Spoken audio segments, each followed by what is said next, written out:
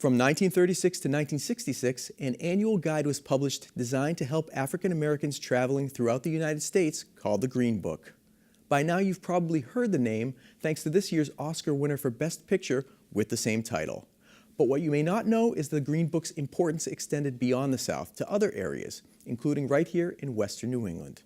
Connecting Point's Ross Lippman takes us on a guide of the Green Book in Berkshire County and its complicated place in civil rights history. We had a request from the mayor's office, like, did you know that there were some people who lived in Pittsfield that probably were a part of the Green Book? That display was put together in a couple of weeks, and we found that there was some really exciting things in Pittsfield about the Green Book that we didn't know before.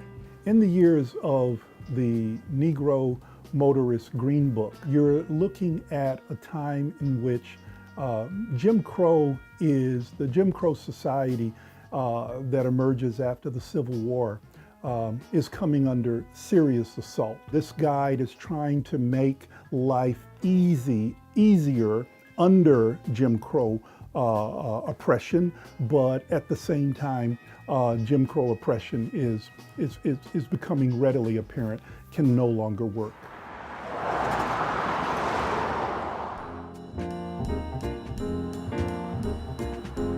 The Green Book houses were all in a certain area of Pittsfield, which we call the West Side. We looked at a lot of census records because we tried to get those census records to show us that there were people living as a roomer or a boarder or somebody who was visiting the area in a home, and we did find one at 53 King Street in Pittsfield, and that had the Grant family living there. To someone that doesn't know the community, how can you get at least a thumbnail? What street, what area of town do I hit? That's what the guide is offering, is this kind of roadmap that you can survive by and enjoy yourself on the road. Because what's the use of having a car, having this mobility, if in traveling you've got to be afraid and you've got to be mistreated all along the way on the road. So something like the Green Book is in a kind of a troubling place within that process, because on the one hand, it is a survival mechanism. It is a way of how do you navigate what the status quo of the society is, but on the other hand, it is also in many ways accommodating a very unjust reality. This section comes under Massachusetts. It goes by town after that, so you'll see different towns in Massachusetts that is listed.